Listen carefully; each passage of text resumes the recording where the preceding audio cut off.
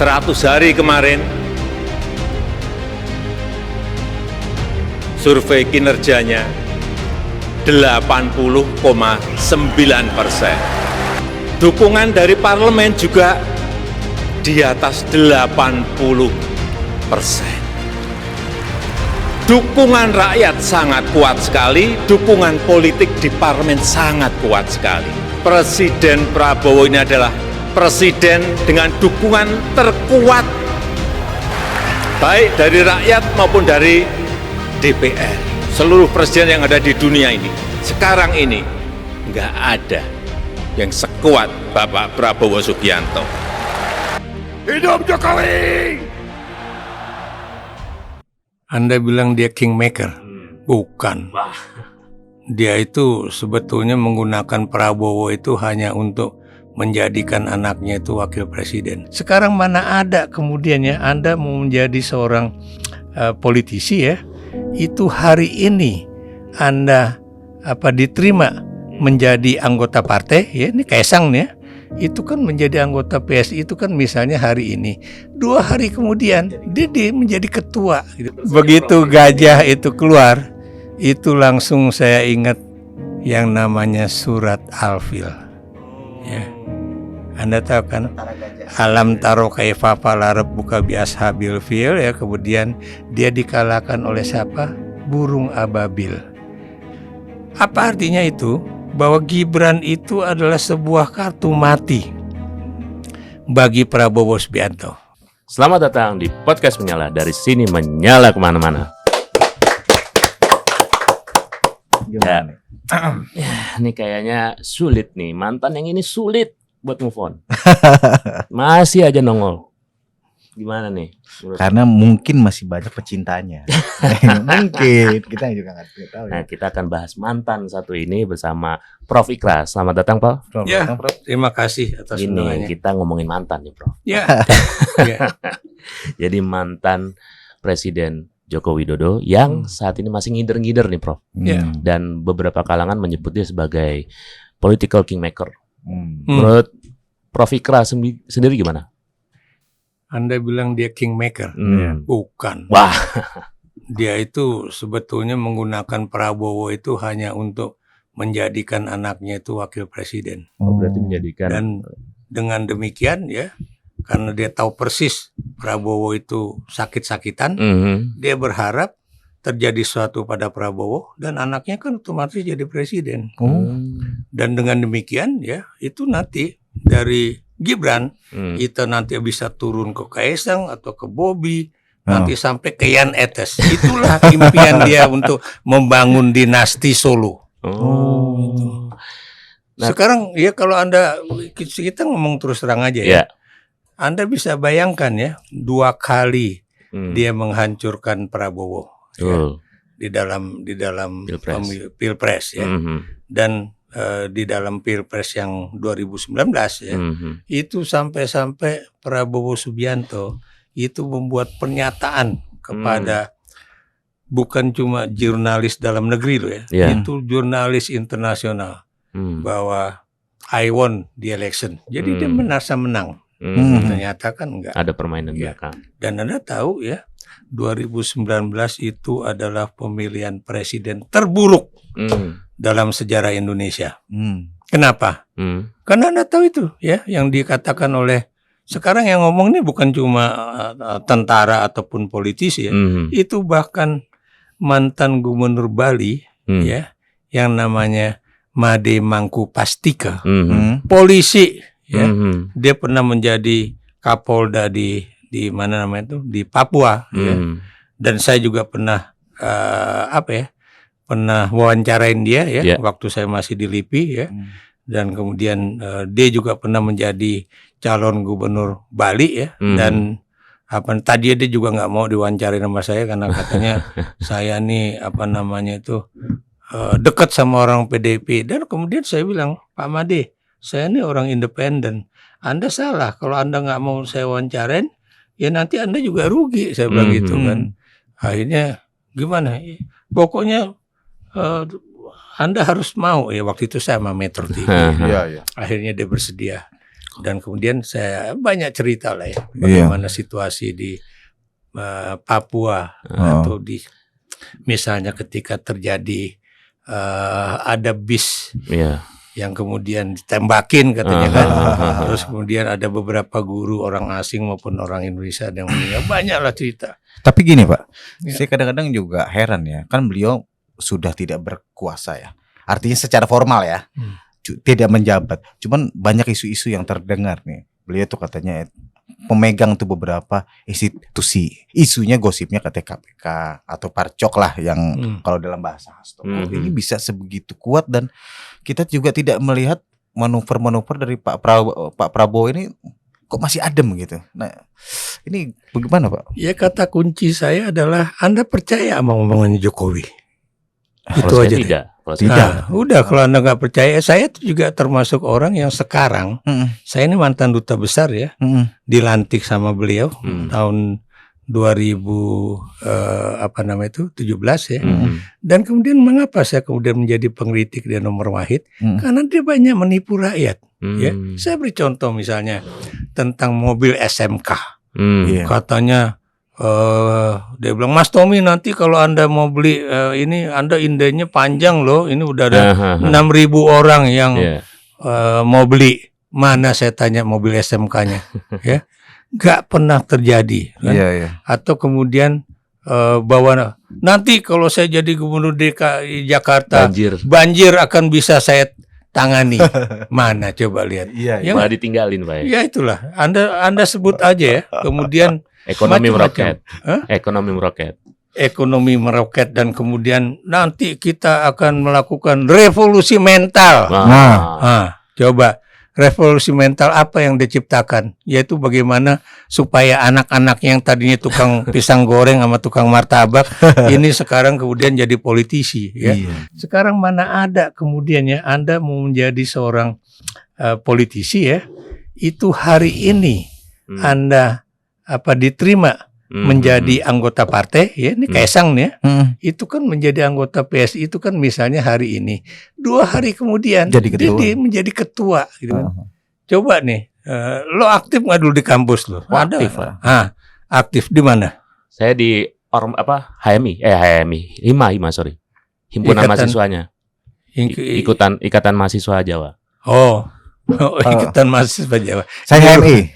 Kalau dia saya itu HMI. Ya nggak jadi masalah ya. Saya juga dulu di GMNI misalnya kan. Maksud saya kalau lo masuk organisasi kemahasiswaan, baik intra maupun ekstra, ya itu apa yang terjadi? Itu kita akan terinternalisasi bagaimana manajemen timing, ya, bagaimana kita membagi waktu, karena kita bukan mahasiswa kupu-kupu, benar. Kuliah pulang. Makanya ketika anak saya itu masuk UI, ya, ini yang nomor 1 ya, saya bilang lo kalau masuk UI itu harus siap untuk menjadi demonstran. Wah keren. Bapak kok ini orang tua aja banyak yang melarang anaknya ikut. Enggak, kamu harus ikut demonstrasi. Karena disitulah kamu akan belajar bagaimana merasakan kesulitan yang diderita oleh rakyat. Ya. Tapi kamu, saya bilang, ikut demonstrasi, ikuti barisan. Karena di UI itu, ini hebatnya UI ya. Itu kalau demonstrasi itu dulu waktu saya tuh ada tambang, ya, yang membagi supaya kita jangan keluar dari tambang itu. Karena Anda tahu demo itu selalu ada penyusup. Gitu kan. Itu. Benar. Dari zaman dulu, ya. Makanya kalau Anda baca buku yang baru aja diterbitkan oleh Surat Kabar Kampus UI Salemba, ya, di situ jelas, di situ saya katakan ya bahwa saya dulu juga adalah orang yang suka membantu dalam tanda kutip intel, ya. Kenapa? Daripada dia duduk di dalam suatu acara ya, kemudian dia bikin laporan macam-macam, mendingan Bapak tenang aja, duduk di kantor, besok pagi laporan udah saya siapkan. Itulah apa artinya itu. Saya bekerja sama dengan intel bukan untuk sesuatu yang jelek, tapi untuk membantu pekerjaan dia, tapi juga untuk supaya kegiatan-kegiatan mahasiswa itu Dan ada proses di situ Pak ya. Ada proses ya. Sedangkan anaknya Jokowi tidak ya. Nggak ada, coba saya lihat. Coba Kaisang kalau pidato bisa di pidato. Waktu dia kemudian terpilih menjadi ketua PSI, bisa di pidato. Coba Anda lihat itu. Atau kemudian Anda bisa lihat ya bagaimana komentar-komentar netizen mengenai bedanya antara Sri Mulyani dengan Gibran Rakabuming Raka, kan? Yang Sri Mulyani katanya mengatakan bahwa itu guru-guru itu adalah membebani anggaran negara, padahal itu AI, ya. Jadi artificial intelligence yang kemudian disebarkan seakan-akan itu adalah omongan Sri Mulyani. Tapi kemudian dibandingkan dengan omongan Gibran, apakah Gibran kalau ngomong misalnya begini itu apakah AI? Ternyata enggak, asli. Ya memang begitulah. Memang begitu karakternya.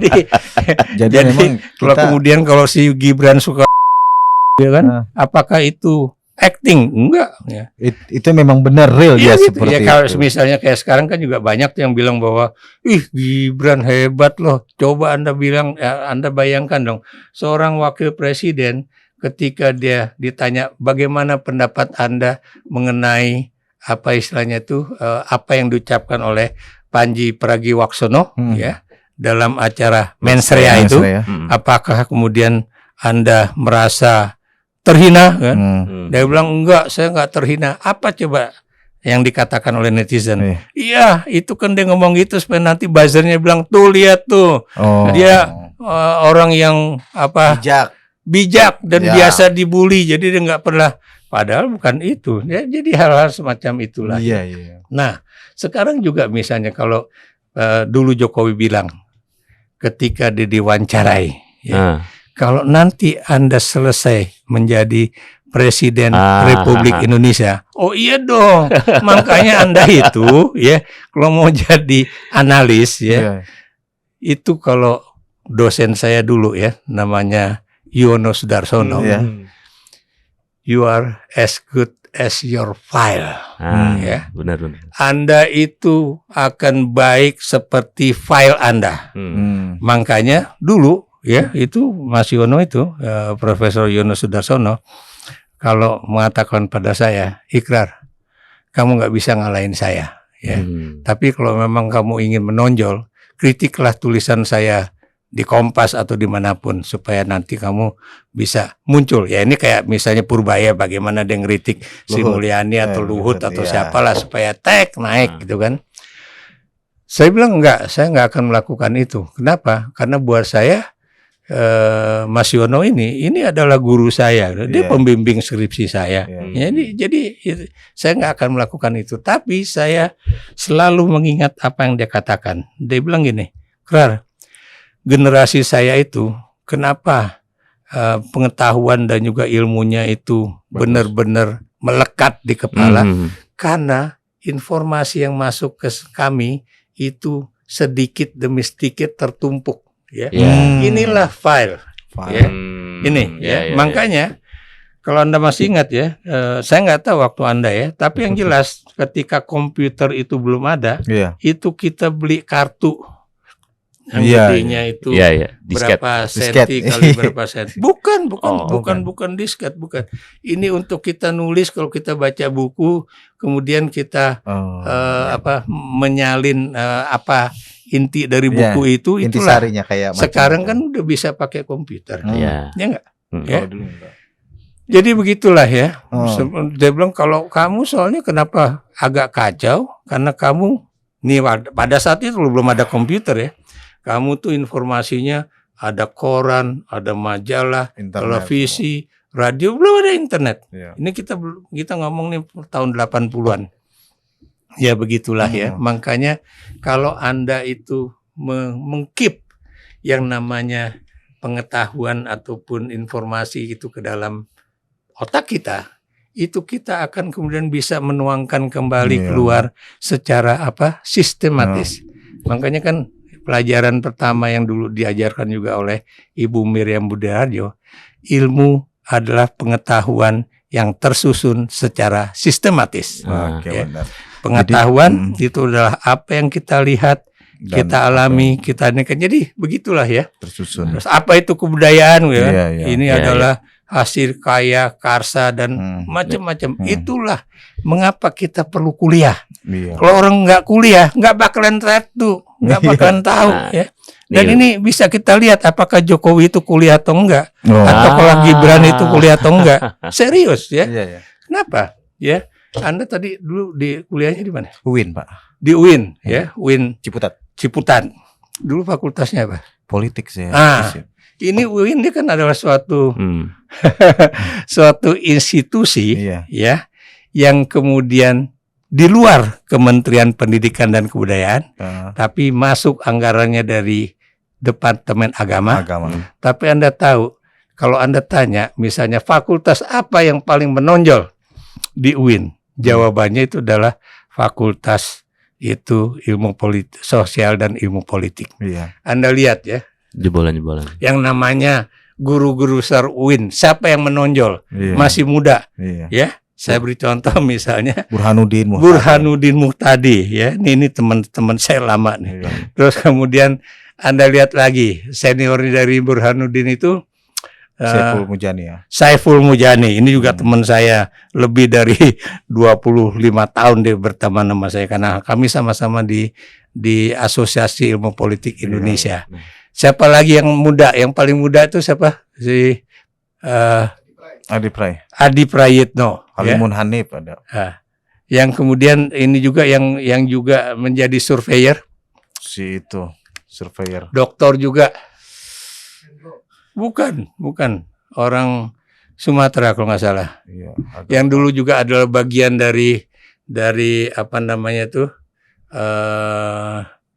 satu lembaga yang jadi satu ya. Mereka jadi satu, kemudian pecah ya kan. Jadi itulah ya, Win. Itulah ya yang meragukan tuh bahwa mantan ini kayaknya agak. Nah ini Pak. Ini kan juga ada kasus lain nih yang termasuk Egy Sujana nih. Iya. Nah, ini kan beliau kan juga kemarin kan keras tuh Pak ya. Terhadap Pak Jokowi. Kok ini tiba-tiba begitulah dengan bahasa yang ya ini seperti Musa lah, ya kan, mendatangi Firaun. Kok saya jadi tuh melihat sebegitu besar juga ya itu power Jokowi itu sampai bisa mempengaruhi yang tadinya musuh jadi ini. Nah, Bapak melihatnya itu seperti apa tuh dalam kasus ini? Itu ya tadi yang tadi Anda katakan bahwa seakan-akan Jokowi itu adalah apa namanya itu tokoh yang menjadi kingmaker. Buat saya enggak. Dia memang udah merencanakan siapa yang kemudian menjadi king dan kemudian saya tanya sama Anda, kenapa dia kemudian mengangkat Prabowo sebagai Menteri Pertahanan ya? Melalui satu politik yang disebut dengan politik MRT. Anda tahu kan? Iya. Politik MRT itu dia naik MRT dari stasiun Lebak Bulus sampai ke stasiun Bundaran HI ya. Dan tadinya yang didekati oleh orang yang disuruh mendekati Prabowo itu adalah yang namanya itu Luhut Binsar Panjaitan, seniornya Prabowo. Nggak diterima sama Prabowo. Akhirnya diutuslah Budi Gunawan. Ya, dan kemudian dengan Budi Gunawan kemudian akhirnya diterima ya, walaupun kemudian akhirnya Budi Gunawan kemarin juga digeser ya, di posisi sebagai Menteri Polhukam atau menjadi intelijen waktu itu. Kalau nggak salah dia Menteri Menko Polkam. Menko Polkam. Jadi ya itulah, tapi ya itulah politik ya. Jadi dia diterima menjadi Menteri Pertahanan dan Anda lihat kan bagaimana dia seperti orang yang mendapatkan tempat khusus di zaman kabinet kedua dari Jokowi, Prabowo nih. Kemudian Anda bisa lihat ya bagaimana kemudian persiapan pemilihan presiden 2024 kemarin. Ya, Anda lihat orang tadi memikir bahwa ini pasti Ganjar Pranowo kan gitu kan? Karena waktu saya baru pulang dari Tunisia ya, itu kemudian tenang semuanya, ojo gerusa-gerusu. Ojo ke susu ya jangan terburu-buru, jangan kemudian gerasak gerusuk gak karuan ya. Walaupun orang yang ada di sini ya, si rambut putih. Orang kan pikir itu Ganjar Pranowo. Apalagi kemudian Ganjar itu diajak naik mobil dia ya, waktu dan sebagainya. Permainan simboliknya banyak. Iya, ya. Kemudian itu Ganjar dengan Prabowo diajak sama Jokowi ke pematang sawah di suatu tempat di Jawa Tengah kalau nggak salah. Udah Anda berdua ini deh ngobrol deh. Kemudian janjian siapa jadi RE1, siapa jadi RE2 gitu kan. Coba sekarang saya mau tanya sama Anda, ya, emangnya kemudian orang bisa digituin? Ya? Prabowo juga akan dalam hati pikir dong ya, masa gue jadi RE2, nggak mungkin lah. Nah, sementara kalau si Ganjar mikir kan, kok dia yang nentuin? Harusnya kan ketua umum dong, karena di PDIP itu kan jelas yang menentukan siapa yang akan menjadi calon presiden atau apa itu adalah hak prerogatif ketua umum PDIP yaitu Megawati Soekarno Putri. Ganjar nggak berani melawan azimat yang udah menjadi itu makanya kemudian pinter si Prabowo diajak minum kopi di suatu daerah ya kalau Anda lihat ya, lagi makan soto berdua sama Prabowo, kemudian seakan-akan Prabowo tuh datang ke rumahnya Gibran gitu kan, dan kemudian ngobrol macam-macam lah ya, seakan-akan ini adalah suatu peristiwa alamiah, gitu kan, ya. Padahal kalau Anda lihat itu kan semuanya udah disetting, gitu ya. Jadi ya begitulah. Semuanya. Kenapa Prabowo yang bisa menjadi orang yang dalam tanda kutip dipercaya oleh Jokowi? Karena nggak mungkin Jokowi itu menggunakan Anies, orang yang tidak disukai sama dia.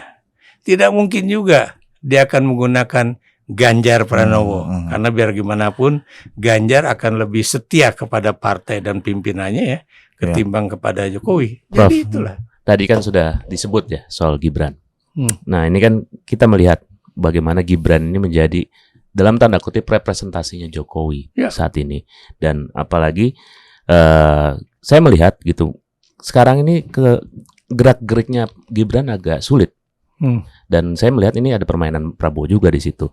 Dan asumsi saya dan analisa saya itu sebenarnya Gibran ditaruh di situ selain untuk mengokohkan bahwa Jokowi ini masih ada. Dan juga untuk menjaga IKN, ya kan? Karena IKN itu adalah legacy yang coba ditinggalkan Jokowi. Nah, menurut Prof sendiri, bagaimana posisi Gibran ini sekarang dan apakah benar nanti akan lanjut dengan Prabowo? Yang namanya itu suatu nasib itu kan kita juga nggak tahu. Makanya tadi saya katakan ya, ada suatu sebaran ya bahwa ini begini-begini. Makanya saya bilang saya nggak mau baca tuh. Jangan-jangan nanti tiba-tiba kesimpulannya itu adalah bahwa Gibran yang akan jadi presiden. Dan tadi sehari sebelum saya kesini itu saya juga dapat buku ya, buku yang saya pesan kepada Rismon. Ya, dan saya belum baca ya, tapi buku itu tadi saya terima, saya buka. Yang Anda tahu ya, judulnya apa? Gibran's Endgame. Jadi akhir dari permainan Gibran. Dan di situ dia buka semua itu. Nanti saya akan baca dulu. Tapi gini Pak, ya oke lah, mungkin sebagian orang bisa mengerti lah kalau memang untuk kapasitas katakanlah Gibran maupun Kaisang ini juga terbatas lah atau yang seperti itu Bapak itu katakan. Tapi kan fakta politiknya dia saat ini kan punya kekuatan. Oh iya. Nah, sampai-sampai Kaisang tuh mengatakan kita akan merebut Jawa Tengah. Gajahkan Jawa Tengah. Nah ini bagaimana menurut Bapak? Dan Anda tahu sendiri ya, ketika partai Gajah itu keluar. Maaf ya, saya begitu Gajah itu keluar, itu langsung saya ingat yang namanya surat Al-Fil. Anda tahu kan tentara gajah ya. Alam taro kaifa fa'ala rabbuka bi ashabil fil ya, kemudian dia dikalahkan oleh siapa? Burung ababil. Yang tiba-tiba pokoknya burung itu datang dan kemudian melempari gajah-gajah itu dengan batu. Itulah yang kemudian sekarang muncul juga ya. Jadi kemudian kalau dikatakan katanya itu adalah partai gajah, apalagi gajahnya begini ya. Ah, Benar ini, gajahnya kan begini tuh. Jadi ini kok gajah yang sombong sekali ya. iya, iya. Tapi Betul. kalau memang itu benar-benar gajah, Hmm. ya, in my opinion, Hmm. coba kalau Anda lihat ya, kalau memang itu partai gajah, gambarnya gede nggak? Kecil. Nah, kalau udah begitu, mana mungkin kemudian mau bilang partai gajah tapi ternyata gambarnya kecil banget. Ya.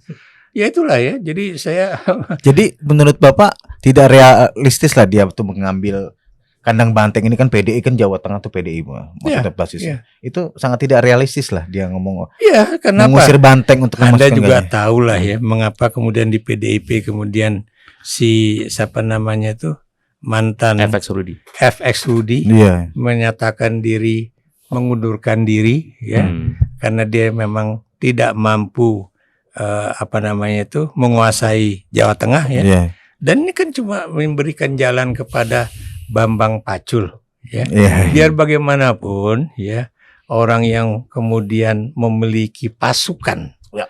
dan kekuatan di Jawa Tengah itu adalah Bambang Pacul gitu kan. Iya. Walaupun orang mencurigai bahwa dia katanya terlalu dekat dengan Jokowi gitu kan. Iya. Tapi kan Anda lihat juga ya, akhirnya kan kemudian yang menjadi ketua DPD PDIP di Jawa Tengah kan bukan Bambang Pacul, seseorang yang yang memang diberikan tugas untuk itulah.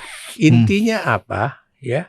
Supaya tidak ada perpecahan di PDIP, ya, supaya kemudian itu yang namanya gerakan-gerakan dari yang tadi dikatakan Kaisang ini nanti akan dikuasai Partai Gajah. Ya. Iya. Dan Anda tahu ya, PDIP bisa dikalahkan di Jawa Tengah karena apa? Kenapa, Pak? Anda tahu ya, ada Parcok. Ya. Oh iya. Ada kemudian, Iya, itu iya. yang saya katakan bahwa ini. Parcok, ya. Jadi kalau Anda lihat ya, Jadi itu benar-benar fakta ya. rusaknya pemilu di Indonesia itu atau Iya, iya. rusaknya politik Indonesia itu terjadi di era Jokowi. Oh. Bagaimana kepala-kepala desa Ya. ini kemudian juga ditakut-takuti oleh Ancaman. polisi ya.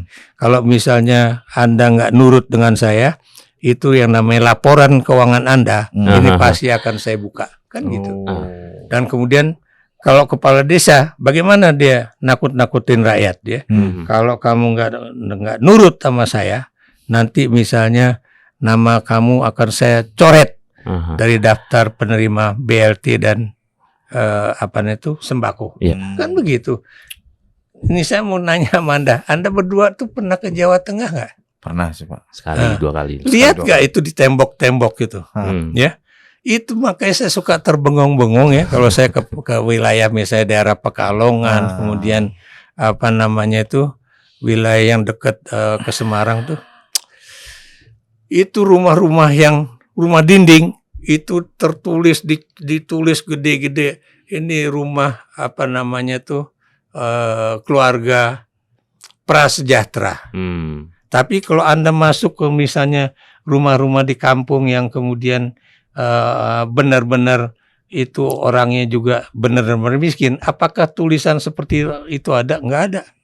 Apa artinya itu? Ya, itu pemberian dari yang tadi saya katakan bantuan sosial ataupun BLT itu tergantung kepada catatan. Makanya kemudian sampai detik ini saya yakin catatan itu belum benar.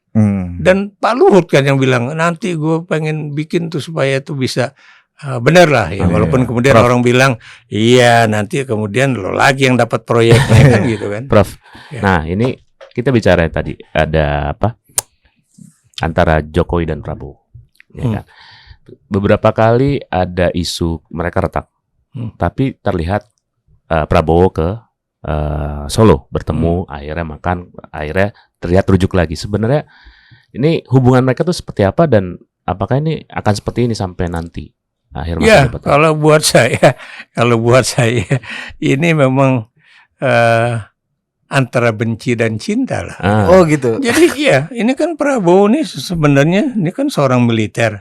Harusnya tahu lah, apalagi dia Kopassus ya. Harusnya yang namanya Kopassus itu kan dia juga punya intelijen banyak dan kemudian you have to do something ya. Itu first ya before somebody mendahului gerakan Anda kan gitu. Tapi kan Prabowo enggak, karena dia bilang saya biar gimana pun jadi presiden tuh karena Jokowi. Jadi dia merasa ada hutang budi dan dia tahu persis, namanya Jokowi itu tahu persis bahwa Prabowo itu jadi presiden dia merasa karena saya. Artinya Makanya, Prabowo dikunci sama Jokowi. oh iya, ya. Prabowo Tapi, dikunci sama Jokowi. Oh iya, makanya kemudian kata-kata bahwa dia berhutang budi pada Jokowi itu selalu diumbar-umbar sama Prabowo, ya. Dan Anda lihat aja ya, ini baru menjadi presiden dilantik, ya. Apa kemudian yang pertama dia lakukan, satu, bagaimana Gerindra itu bisa meminta supaya partai-partai yang berada di barisan pendukung Prabowo itu, ya, yaitu Koalisi Indonesia Maju, apa yang mereka lakukan supaya mereka itu membuat suatu perjanjian yang namanya ini koalisi permanen. Ingat ya nggak? Ya. Apa pula yang kemudian diteriakan Prabowo pada saat itu? Apa coba? Hidup Jokowi. Hidup Jokowi. Dan itu jadi meme di mana-mana. Iya, sampai detik ini ya. Jadi ya itulah yang terjadi. Tapi kalau Anda bertanya pada saya, seperti waktu Anda tadi bertanya dulu atau kapan Anda juga pernah undang saya terus bertanya bagaimana kemudian si Shirley itu bisa menjadi tokoh di Indonesia nantinya. Itu kalau Anda lihat informasi tentang Shirley, ada suatu hasil survei bahwa Shirley itu elektabilitasnya lebih tinggi dibandingkan Gibran. Oh iya, nggak percaya? Coba aja buka lihat informasi tentang Shirley. Apa artinya itu? Bahwa Gibran itu adalah sebuah kartu mati bagi Prabowo Subianto. Ya. Ini lagi-lagi menurut pengetahuan saya, atau kalau dalam bahasa ilmu pengetahuan itu ceteris paribus, everything being equal. Oke, terima kasih teman-teman yang sudah hadir dalam podcast kita. Semoga kita akan ketemu lagi di podcast kita selanjutnya. Menyala.